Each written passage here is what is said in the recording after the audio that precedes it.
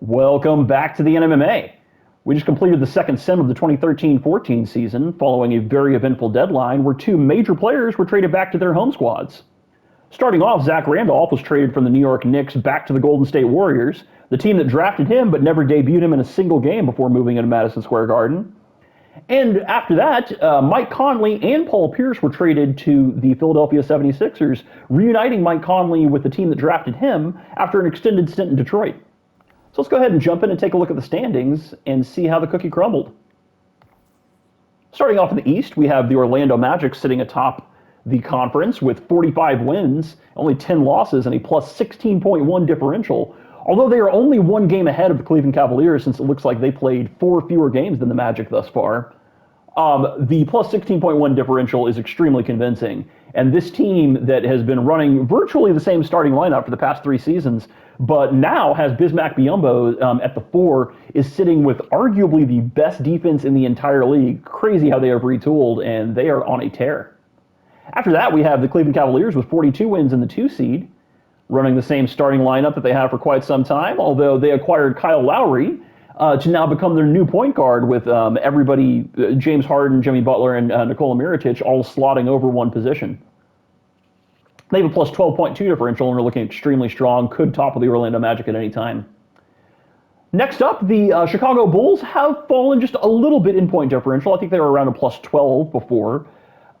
This team, they made some trade. What did they do? I think they acquired Tyson Chandler from the Pelicans as a 6-man and backup big to DeAndre Jordan. You know, the move makes a lot of sense, but I think that they do have some chemistry adjustments to make here. But this is still an extremely strong team. They're putting up more points than the Cleveland Cavaliers, and I wouldn't be worried about them. In the 4 seed, we have the Atlanta Hawks with 38 wins, just 1 win behind the 3 seed. Not much to say about this team. They didn't make any moves, but they started Pietrus over Xavier Henry at the 2, and that has seemed to rack up a few wins for them. Next up, the New Jersey Nets, who moved Chauncey Billups back to the starting point guard position. They unfortunately, probably because of chemistry positions, they traded away this current year's pick for Julian Wright, and their point differential has fallen just a little bit to a 0.5, just barely above 0. They are 2 games above 500, though, so I mean, they aren't doing too poorly. Next, we have the St. Vincent St. Mary Fighting Irish, LeBron's new team in Boston. They, I don't believe, made any sort of major moves. Oh, no, that's not true. They acquired Enes Kanter and Kwame Brown. That seems to have helped the team just a little bit. They are 1 game below 500, but seemingly doing a little bit better. Next up, fighting their way out of the pit, the Charlotte Bobcats, 1 game below 500 as well, sitting at 26 and 27. Very easily, they're tied in games back with the St. Vincent St. Mary Fighting Irish. Could overtake that 6 seed to be a guaranteed playoff team, and they are looking quite a bit better. They made a move to acquire Corey Brewer, who has added to their defense significantly, and are now starting Tim Duncan at the 4 next to Varejao. The Detroit Pistons are next in the 8 seed with 23 wins. They traded away Mike Conley and Paul Pierce and brought in Nick Young and Devin Harris. They seem to be on the cusp of a rebuild, but nevertheless, they are currently a play-in team. Remember that we do have the play-in this year. And moving forward, the New York Knicks, after moving Zach Randolph, are starting J.J. Hickson. They brought in Rudy Gay to be starting at the 3 for them. You know, the move made a lot of sense, but it has not made any sort of difference for them. And C-Man announced earlier that he is going to try to blow this team up after 3.5 seasons of contention.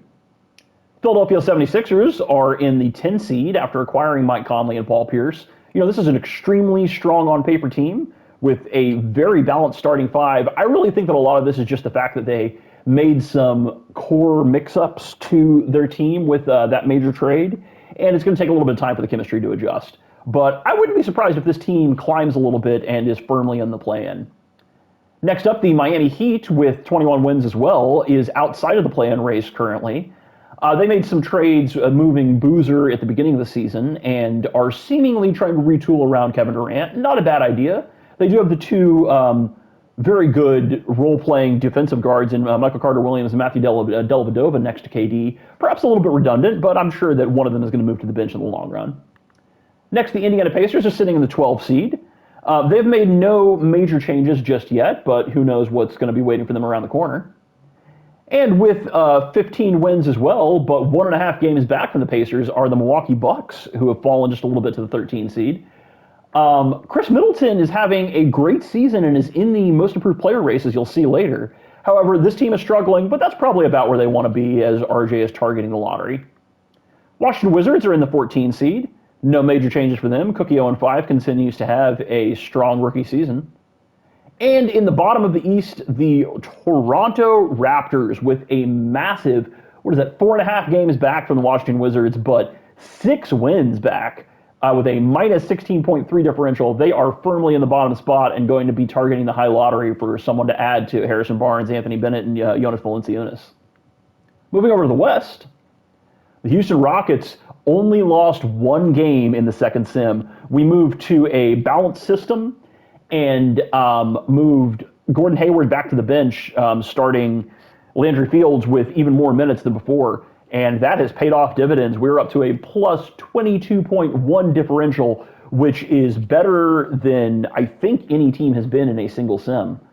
And this team is looking dominant. We may be on our path to the repeater tax. The Denver Nuggets not far behind after an extremely well-fought game against the Rockets that I looked at the box score of a little bit earlier. This team, not much to say. Derrick Rose, 99 overall, sitting as the very definitive sixth man of the year so far this season.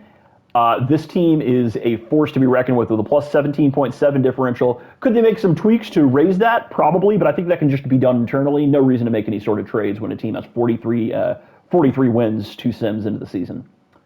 Moving up to the 3 seed in the West, after having 2 negative events hit both Luol Deng and David Lee, expecting for David Lee to get even more minutes played, and Luol Deng demanding that they raise their 4 seed status or at least maintain it. They achieved it, and they will not be hit by any of the negative consequences. Very impressive results from Malky, and very well played. They're up to a plus 12.2 differential, and this team is looking like they can hold a punch against the other top teams contending. Next, the Utah Jazz with 36 wins are in the 4 seed. They have fallen just 1 spot, but are still looking extremely dominant. Carlos Boozer continues to be a great pairing with Paul George and Joakim Noah. I think Paul George is actually in the MVP race, putting up like 28 or 29 points per game. Next up, the Los Angeles Lakers continue to surprise despite having a virtually abysmal defense. They're putting up 110 points per game, and Kobe Bryant, as you will see soon, is number 3 in the league in field goal percentage. I have no idea how he's gotten that efficient, but he is having his best season since his 2007 MVP season. Very impressive stuff. Agenza, also number 3 in the most improved player race. This team is looking up, and everybody who thought that they were going to be in the bottom of the standings are eating crow right now. Next up in the 6th seed, we have the Vancouver Grizzlies. They've not made any sort of major changes just yet. A couple of just like rotational adjustments. They probably could stand to be a little bit better. I expect this to be a top 4 seed team. Next, the Phoenix Suns continue to impress, with Kendall Marshall having a good progression in the offseason, and Dwayne Wade and Steve Nash not having regressed. Old men just continuing to dominate. I think that Steve Nash is 39 years old, but they're sitting at 28 and 24 with a just barely negative point differential. With a point differential substantially above theirs, however, are the New Orleans Pelicans, the rebranded Hornets. They faced just a little bit of regression from Jason Richardson in the offseason. They traded away Tyson Chandler in a kind of surprising move. I think that they were kind of hedging their bets to retool a little bit around the reigning MVP. They are sitting with a plus 3.6 differential. Frankly, they probably should be a top 6 seed with a guaranteed playoff spot. Who knows if it's just chemistry issues that need to be worked out after the Chandler trade, or if losing a defining big like him is actually going to hurt them. Time will tell. The Minnesota Timberwolves are sitting with just 1 game below 500 in the 9 seed in the play-in race. They went on, I think, a 15-7 run after being like an 11 seed after the first sim, I believe. So they seem to have worked out the rotation a little bit and are the 2nd best defense in the entire league with the fewest points allowed per game. And looking pretty good. I think they probably should have a spot in the play-in. The Golden State Warriors, after making substantial changes in the offseason and bringing in Zach Randolph this past sim, are sitting in the 10 seed. Kind of shocking, honestly. They had that 1 sim run last season where they were a 3 seed, and ever since then they have fallen to that play-in race. Nevertheless, I think this could be a dark horse where they could perform very well in the playoffs and secure their like an actual like permanent spot in the playoffs. We'll see. San Antonio Spurs continue to sit outside of the play-in after an extremely impressive Western Conference Finals run last year. Don't know what to say. This team is kind of surprising me. They changed their rotation significantly to run an auto rotation after giving a lot more minutes to their starters in the first sim, and that has not made a major difference. They have a minus 1.7 differential. With a huge drop off from that point differential, we have the tanking teams in the bottom four spots of the West. The Portland Trailblazers, formerly the Boston Celtics, managed by Porsche Dog. This team is developing their players very well. Brevin Baker on an extremely strong, technically third-year run. Victor Oladipo, as you will see, currently leading the Rookie of the Year race, which is extremely impressive with other top contenders like C.J. McCollum and Giannis Antetokounmpo not giving him any sort of trouble. They have a minus 11.6 differential and will be looking at a high lottery pick coming into this next offseason. The Dallas Mavericks are sitting in the 13 seed. Haven't made any sort of major changes. Minus 6.2 differential, frankly, probably should be a little bit better, but I don't think that they're fretting having a high lottery pick. They should probably even lean into the tank even more. And now, with the worst of the worst, the Seattle Supersonics, with only 10 wins on the season and a minus 15.7 differential, they, I think, made some sort of trade in this past sim. I don't really recall, but they are deep in the rebuild all around Rudy Gobert, who is a rookie in the Defensive Player of the Year race with 3.2 blocks average per game. Just incredible numbers from the Rook. And finally, with an equally incredible negative point differential as the Rockets have a positive point differential, the Oklahoma City Thunder won one game. Won as many games as the Rockets lost in the third sim. Incredible stuff. They had an injury hit the 15 rebound per game Trevor Booker, and Boyamin Ali had a one sim regression to his perimeter defense, and that has played right into JDK's hands. 6-45. This team is looking to be the number one overall pick. We shall see. All right, moving next into team stats. Oops.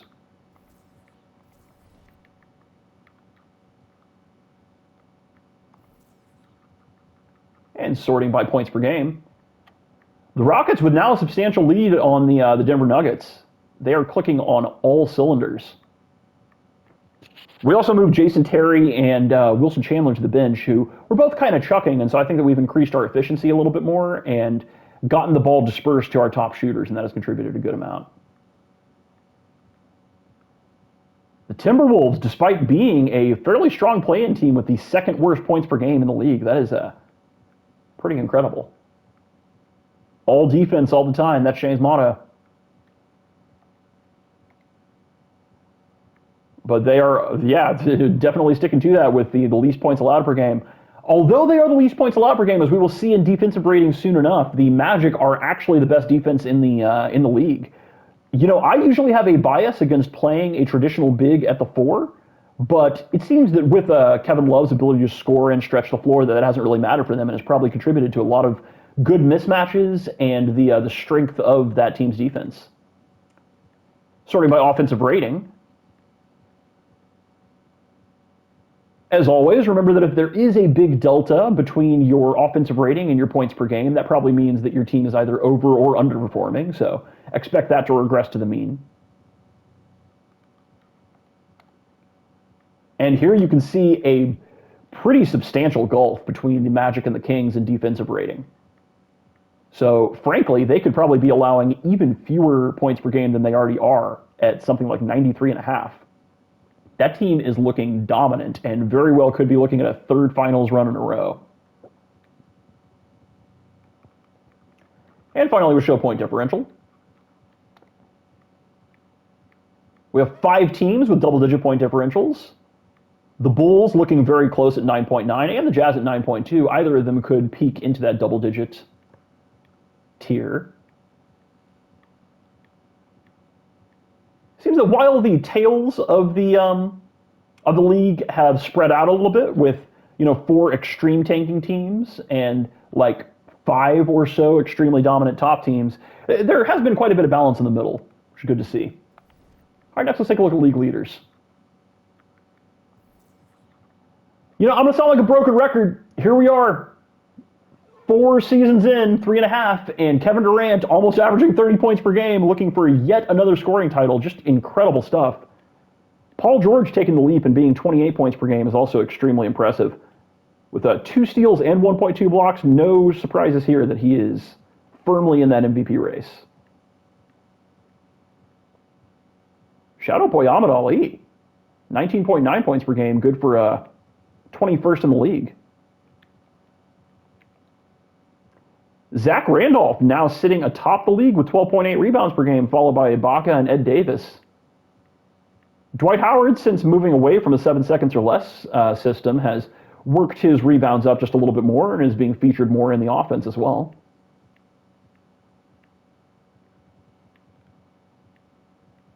Almost left out Marcin Gortat. And now we have 4 players who are averaging above 10 assists per game. Very impressive stuff. Rondo, CP3, Wall, and Nash. Crazy that Nash is still doing that at 39 years old. I wonder how far away he is from John Stockton's career assist record. We will definitely be looking that up after this video. We also have 4 players who are above the 2 steals per game threshold, with CP3 and Rondo both sitting in the top assisters per game as well. Shout out Ricky Rubio, too, just having a crazy season, way better than he ever was in real life. You will see very soon, he's in the MVP race. And sitting extremely comfortably atop the blocks per game. I don't expect Rudy Gobert to be topped for years and years to come with 3.2, just crazy numbers for him. Anthony Davis in his number 2 spot. Shout out to Jinsa at number 18. 7-2 finally has become a great shot blocker. For field goal percentage. Crazy to me that Kobe Bryant is number 3. Never before in his career has he been this efficient. I don't really know what has contributed to him getting this many open looks, but he's taking smart shots. And for 3-point percentage, Gordon Hayward now leading the league, getting a ton of open shots. Gordon Hayward and Ryan Anderson, number 1 and 3. Shout out Kevin Love as a big at number 15. CJ McCollum as a rookie at number 20. And 4 3-pointers made per game. Boyamid Ali with over 3. Incredible stuff. We have 5 players now that are on the over 3 3-pointers made per game watch.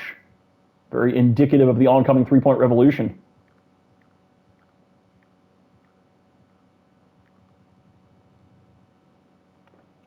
Okay, next let's take a look at the rookie report. As you can see, we probably have the best Rookie of the Year race that we've had thus far, except for maybe the 2011 season. CJ McCollum is leading all rookies in terms of scoring with 23.4 points per game. However, Victor Oladipo is not far behind at 22. I think that it's really going to be a race between these top 3 players here, CJ, Victor, and Giannis, with probably an edge going to Oladipo and CJ. Impressive stuff. Got to remember that Giannis is coming in relatively raw and will have to develop a lot of his skills, though. For rebounds per game, we have, unsurprisingly, just shy of a double-double, Rudy Gobert with 9.9 rebounds per game, followed by Noel and Tim Duncan comp, Norm Hickman. Shout out to Olynyk finally doing pretty well since he was traded away to Portland. And for assists per game, Michael Carter-Williams is 6.6. Delly, Schroeder. Schmidt, pretty impressive as a forward with 3.7. Granted, he is 31. Giannis with 3.4 assists per game is not bad considering he's a forward.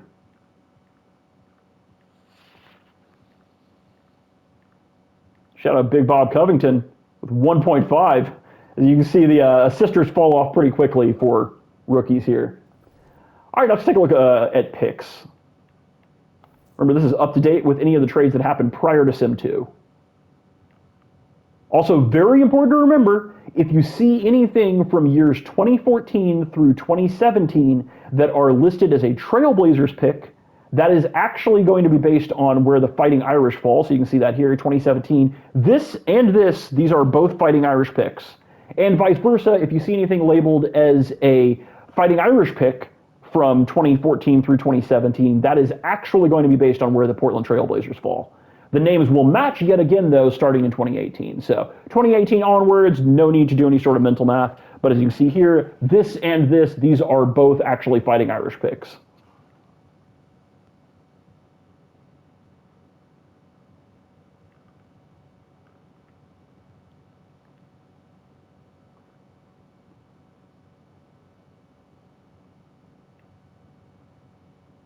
Pistons now sitting on a bevy of picks after moving Conley and Pierce.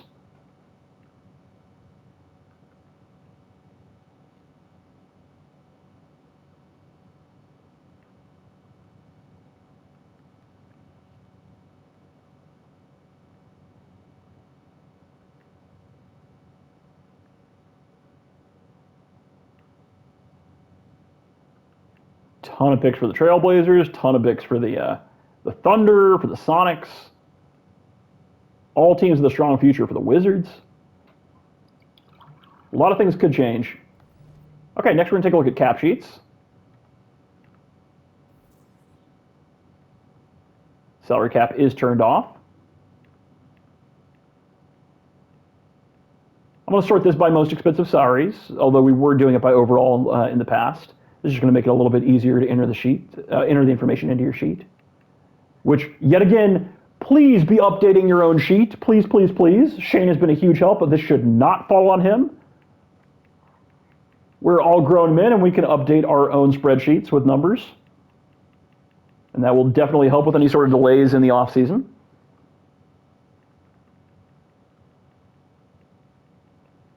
Shout out Tyson Chandler, traded by the Bulls, and he is expiring this year. Very curious to see what they do with him in the offseason.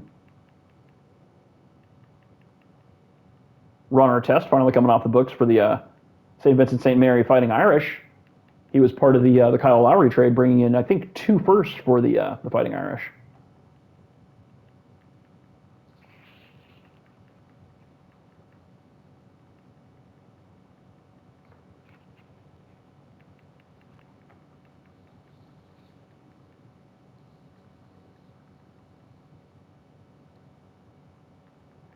David West, Marvin Williams, Dallenberg, Krishtik, Babbitt, all coming off the books for the Heat. They could free up a little bit of cap space to pair someone with KD.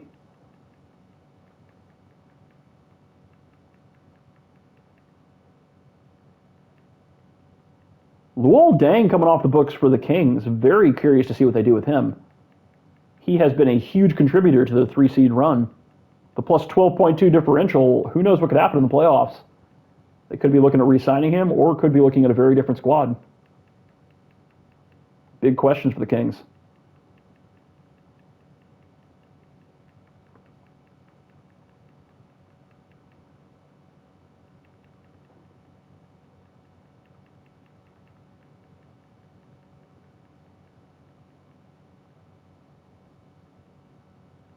A lot of salary falling off the books for the Mavericks. Doesn't even matter because they have something like $30 million in cap space right now. That's just going to be a ludicrous amount of empty room for them. I highly encourage that when you have a ton of cap space and you've been losing, please don't just throw all of your money at the top scoring, the top free agents available. If you've been losing a bunch, it is very unlikely that they're going to sign with you, and you are probably wasting your offers. If you've been losing, you want to overpay players that are the next tier down in the first couple of days when other people haven't offered them. That will convince them to join you, and you can slowly work your way up in the coming seasons. And once you've won more, then you can actually make offers at the top teams. The top free agents.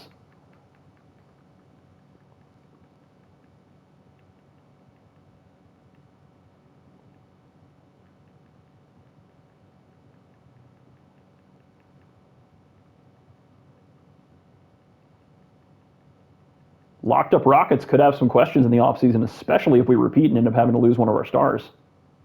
Time will tell. Thank God for that Turkoglu contract falling off the books for the Spurs. That is going to open up a substantial amount of cap space for them. If they can improve just a little bit, they could very easily sign someone who would be very important for them. Although that team is also just extremely deep. Ton of cap space opening up for the Suns as well. They are a playoff team, and maybe they could sign someone to replace Nash if they don't just start Kendall Marshall. You know, I expect that Steve Nash will retire after the season, but it's really hard to tell. Old man does not have back problems when injuries are turned off.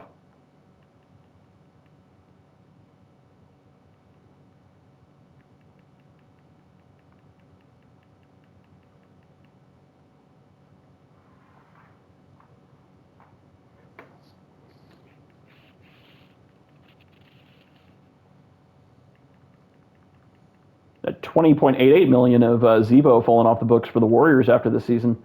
Curious to see if they will re-sign him or not. Okay, let's take a look at player stats.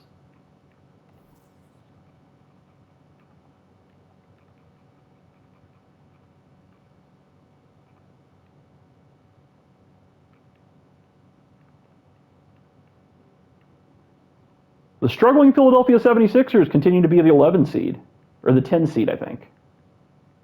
I'm gunning for them. I really hope that they make a run in the play-in. Basically 20-9 from Tony Parker on the Bobcats. Continues to be productive into his advanced age.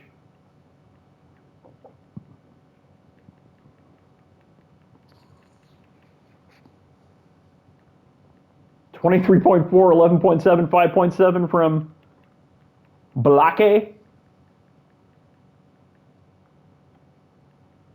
Despite a little bit of regression from the Bulls, he is still dominant. Huge reason why I don't think the Bulls have any reason to fear.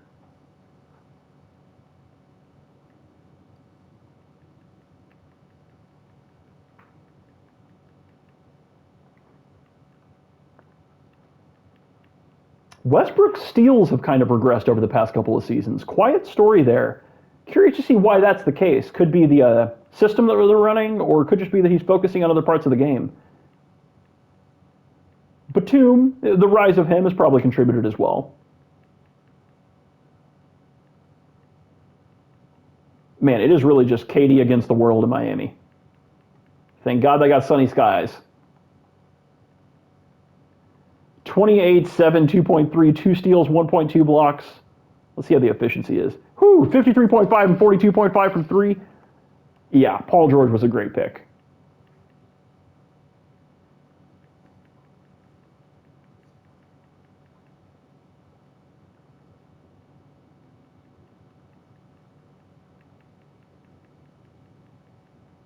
We're pretty much probably looking at Eastern Conference Finals Paul George now, like from real life when he took the Pacers to there. Seems like he is about on that level and will not be having the terrible leg injury that he had in what was that, like an Olympics qualifying game or something like that?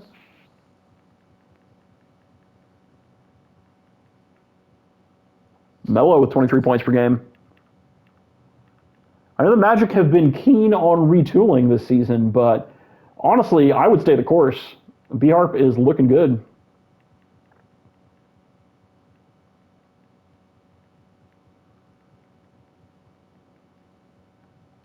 Only 11 points per game from Kevin Garnett. I know that he has mainly been a defensive force for the Nets since being acquired by them, but man, that team is looking to be headed downwards, and I'm not sure that they shouldn't blow it up.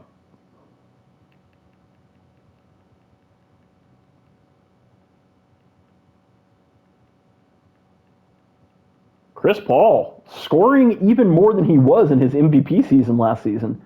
21.3 points per game, 12.3 assists, 2.3 steals. Shooting okay from beyond the arc. If he were to become a knockdown shooter, look out. The Pels could very well be back in the top 3.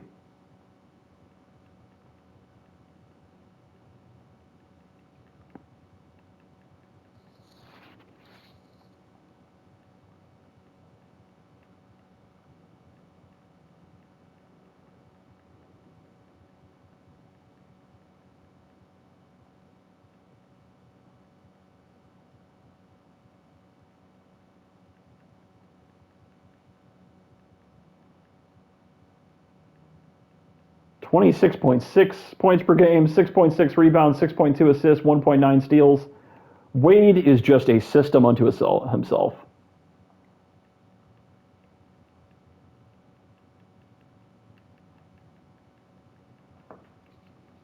Glad to see the Suns finally getting close to out of the darkness of not having their own picks. That'll be important once Nash ages out. Whether or not they hold on to Wade, I think that their future is going to look a little bit better than it has been these past couple of seasons. Kudos to them for reaching the playoffs.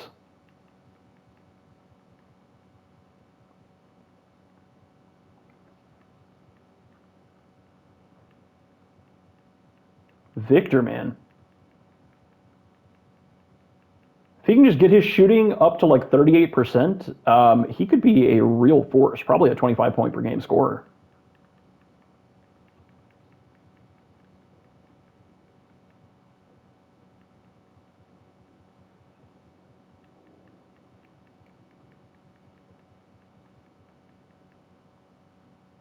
Big dub Cookie 0-5. Okay, next let's take a look at contract extensions. Remember that you get 2 contract extensions to use during the season and then 1 in the off season. So if you've already used any, make sure to be factoring that in here.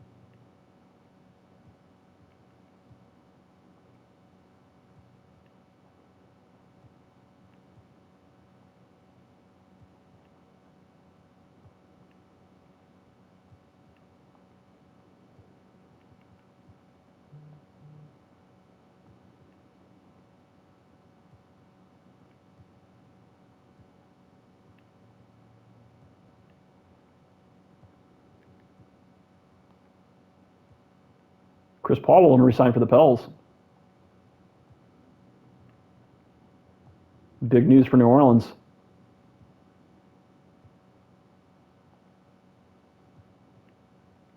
Landry Fields now willing to resign for the Rockets. That is a big change of heart. Seems that starting again has helped him. A lot of people willing to resign here for the Spurs.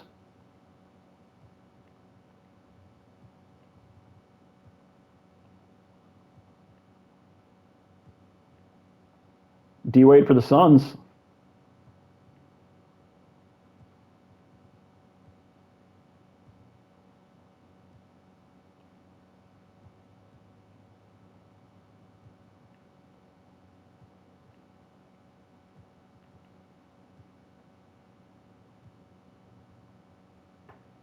Okay.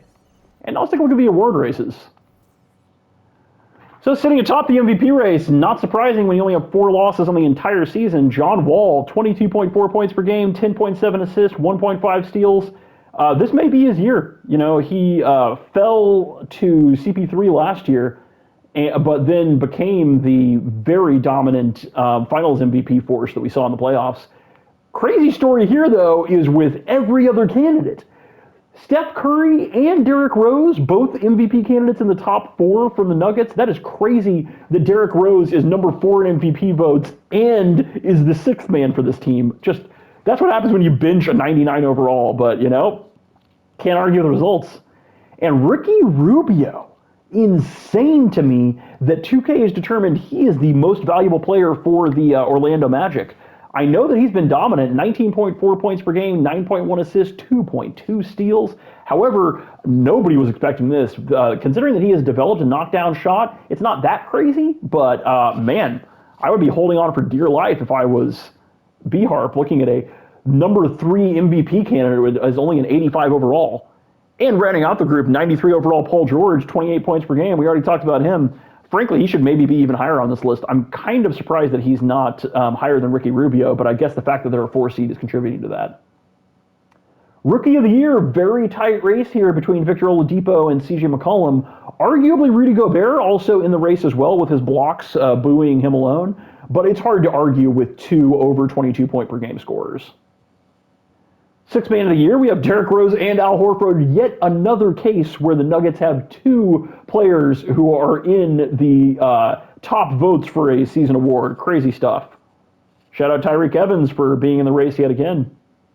Defensive player of the year, Dwight Howard, man. Granted, his blocks have fallen off a cliff at only 1.8 blocks per game, but his steals, I think this is a career high at 1.4 steals per game. Just incredible stuff. He is getting in the lane. LeBron James, first appearance I think since season 1, and is now number 2 in MVP votes with 1.9 steals per game, 1 point and 1 block. You know, things have turned around for LeBron, and they're going to be in the playoff race. Will he be able to overtake Dwight? I kind of doubt it, but, you know, we shall see. And shout out Josh Smith, Serge Ibaka, and huge shout out to Gobert as a rookie in the DPOY race. Not outside of Wemby have I seen that happen in many years.